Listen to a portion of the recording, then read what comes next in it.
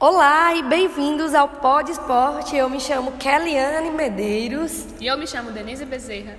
E esse podcast ele está direcionado à disciplina Metodologia do Ensino do Esporte. E hoje nós vamos falar de um assunto muito interessante, talvez polêmico, né? Que é sobre gênero no esporte, né? Nós temos vários tipos de gênero e gênero é aquilo que como o indivíduo se identifica, que pode ou não estar relacionado com o sexo que ele nasceu, né? Por exemplo, trans, por exemplo, pan, entre outros, né? E no esporte ainda há um grande preconceito relacionado ao gênero. Principalmente no gênero feminino, né? Com a mulher. A mulher, no esporte, ela é considerada, infelizmente, como um sexo frágil, como que não tem rendimento, que não tem o mesmo desempenho que o homem. E a gente sabe que o ser humano ele tem 7 capacidades físicas. Então, esse preconceito, que a gente podemos chamar de preconceito, ele ainda existe muito entre o esporte com a mulher. No esporte com a mulher. Não só em relação a isso, né, Denise? Também ao fato da vestimenta, né? Exatamente. São vários fatores que as mulheres enfrentam no esporte. Não só por eles acharem que são frágeis ou que não conseguem, né? Mas também relacionados à vestimenta e a mulher sempre muito sexualizada. Exatamente, principalmente tem até no vôlei. A gente vê muito que no vôlei a mulher tem as posições, né? Sim. Você fazer saque e tudo. E a vestimenta da mulher, muitas não vão por gostar do esporte, mas a vestimenta não. Porque justamente o que tu falou agora, ela vai sexualizar o esporte em si, não é nem um esporte, acho que creio que a gestão, não sei, mas ele sexualiza a atleta. A mulher ela é sexualizada em tudo na vida dela, né? E realmente, a gente, como o Denis citou, temos o vôlei, principalmente o de areia, que as mulheres têm que jogar de biquíni. Exatamente. E são posições que remetem muito ao sexo, né? Exatamente. Principalmente para as pessoas que têm preconceito, realmente. Acha que a mulher só serve para justamente essa ideia aí. E sem contar que assim, tem que ter amor ao esporte. Então, eu não vejo como o sexo frágil ou... eu não vou citar rendimento, mas eu digo forte por conta disso, porque tem piadas, tem olhares diferentes. Tem muitos olhares lá dentro de um jogo que não vê você como atleta. Ele vê com outro olhar, justamente por causa da roupa. Sim, exatamente. E aí, quando a gente fala em outro olhar, eu já vou pensando no caso dos trans, ou mulheres ou homens trans, né? E aí, quando a gente fala de trans, a gente tem dois lados da moeda, né? O primeiro lado é que nós devemos, inclusive, incluir mulheres trans e homens trans no esporte. Exatamente.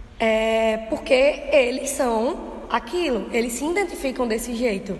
Então, se eu me identifico como homem, eu sou um homem. Eu tenho que ser tratado exatamente assim.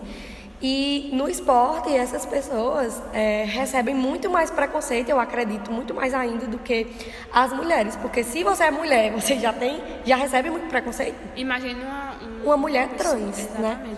E aí a gente vai para o lado 1 da moeda, que é o lado que o trans ele tem, né? O trans ou a mulher trans tem que estar no esporte e ele tem que estar da maneira que ele se identifica. E aí a gente tem o lado B ou o lado 2, que é, por exemplo, questões hormonais. E aí eu vou falar de 2 esportes. A gente vai falar do vôlei, porque nós já temos atleta, né, que é trans, que aí sempre tem uma regulação hormonal para que essas atletas consigam jogar. Então eles medem o nível de testosterona da atleta para ver se está a um nível apto para que ela jogue com outras mulheres.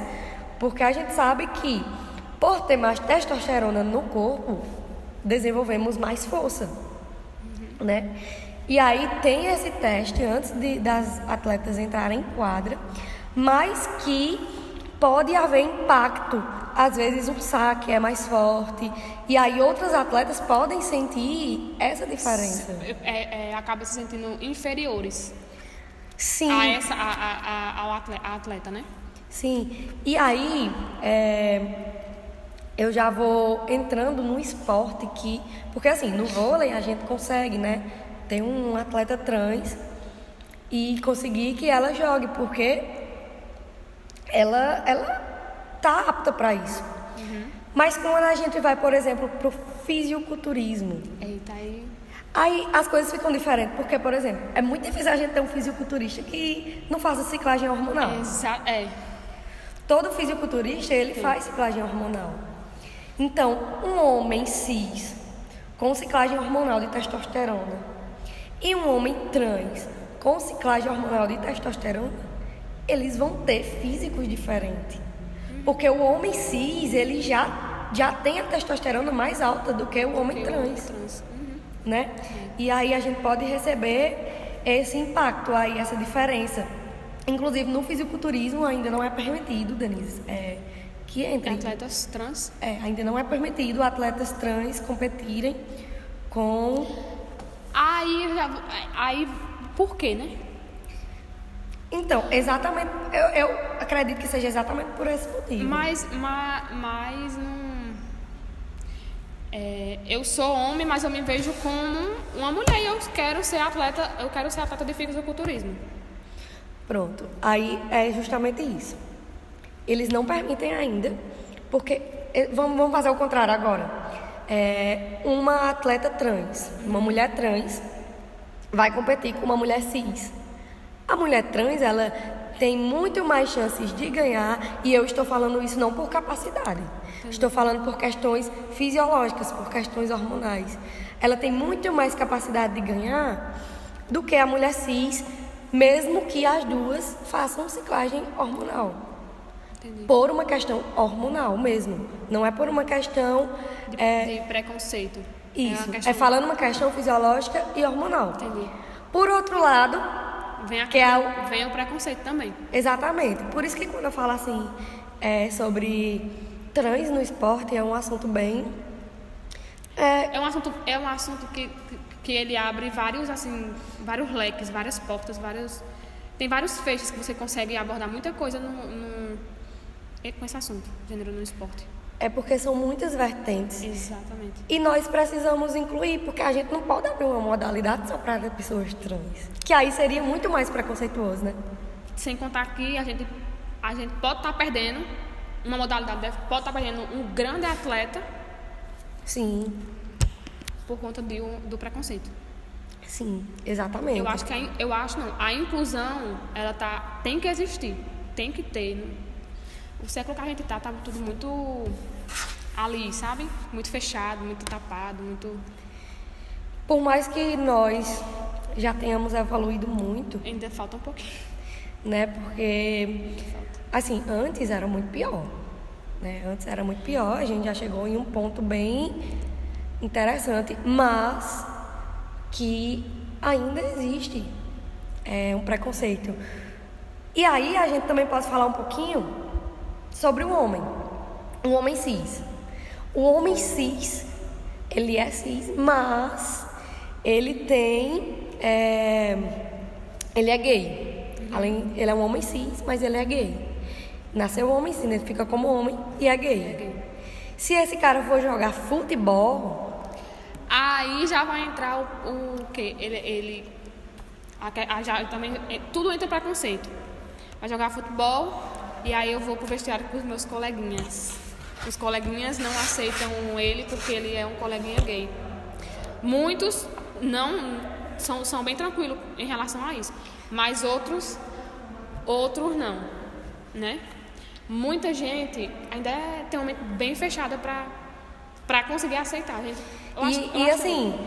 Às vezes a gente pensa que é só a mulher e que é só a pessoa trans, mas não, o homem também sofre preconceito. Sofre muito. Às vezes ele sofre preconceito só por ele ser de um jeito diferente, né? Andar diferente, falar diferente. Que as pessoas já associam isso a... Como um gay. Exatamente. Então, né, a gente vai encerrando por aqui. deixando esse assunto aí para vocês pensarem e entender a importância que não existe um lado só, né? Exatamente. E a gente termina por aqui e queremos agradecer a atenção de vocês. E é isso.